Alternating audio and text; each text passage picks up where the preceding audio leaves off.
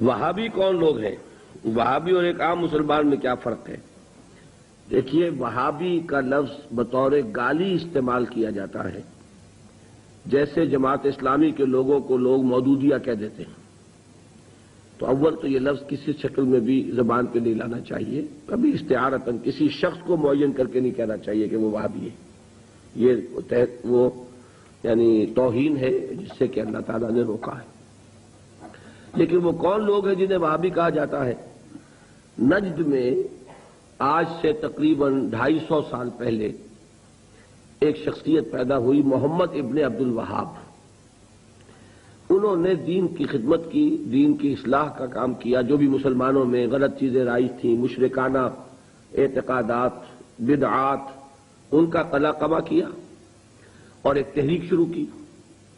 اس کا پھر معاہدہ ہو گیا آل سعود کے ساتھ کہ آل سعود ایک ابھرتا ہوا قبیلہ تھا یہ، تو ان دونوں کا معاہدہ یہ ہو گیا کہ ہم مل جل کر کام کرتے ہیں، اگر حکومت کو ہم قائم کر لیں تو اس کی حکومت، اس کا انتظام جو ہے دنیاوی وہ آل سعود کے پاس رہے گا، اور اس کے دینی معاملات جو ہیں وہ آل شیخ کہلاتے ہیں، وہ اب شیخ محمد بن عبد الوہاب کے خاندان کے پاس۔ اس طرح یہ سعودی ڈائنیسٹی شروع ہوئی۔ پہلے نجد میں حکومت بنی، پھر انہوں نے حجاز کو بھی فتح کر لیا، تو حرمین شریفین بھی انہی کے زیر انتظام آ گئے۔ تو یہ جو ایک سلسلہ چلا ہے، تو اب ان میں محمد ابن عبد الوہاب رحمۃ اللہ علیہ نے جہاں بہت اچھے کام کیے، وہاں ایک پہلو ایسا بھی تھا جس پہ اختلاف پیدا ہوا۔ انہوں نے تصوف پر بڑی شدید تنقیدیں کی، اور اس میں کچھ میں سمجھتا ہوں کہ جیسا ہوتا ہے، کوئی جب بھی ریفارمر کھڑا ہوتا ہے، کوئی مصلح، تو جذبات میں آ کر بعض اوقات سخت باتیں بھی کہہ دیتا ہے۔ تو اس طرح کی کچھ باتیں بھی انہوں نے فرمائی ہیں۔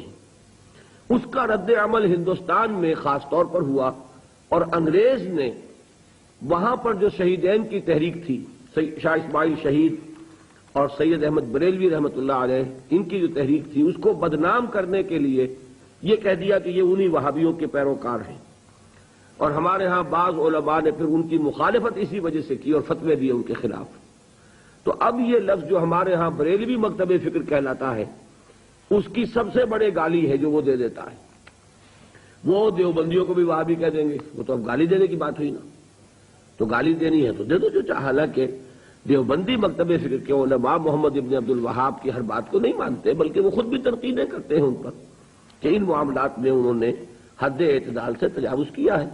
میں اس وقت فیصلہ نہیں کر رہا کون سی بات اور صحیح ہے یا نہیں ہے، میں صرف بات آپ کو بتا رہا ہوں کہ دیوبندی علماء کو بھی ان سے کچھ اختلافات ہیں۔ ہاں، ہمارے ہاں جو اہل حدیث حضرات ہیں وہ ان کے خیال سے کلیتاً جو ہیں وہ متفق ہیں۔ اب ہمارے ہاں کیا ہوتا ہے کہ جس کو بھی بدنام کرنا ہو عوام کی نگاہوں میں، اسے کہہ دو وہابی ہے۔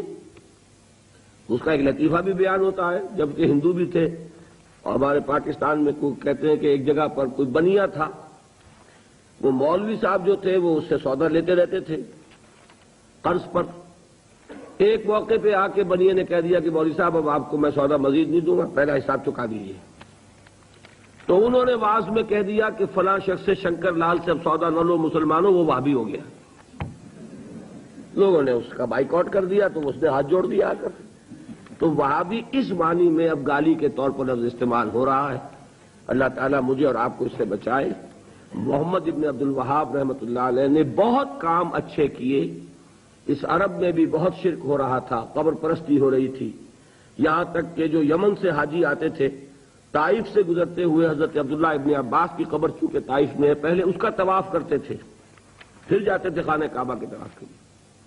تو انہوں نے ان تمام چیزوں کو ختم کیا ہے، اور ابھی تک تو انہی کے اثرات تھے اصل میں کہ جو سعودی عرب میں چل رہے ہیں۔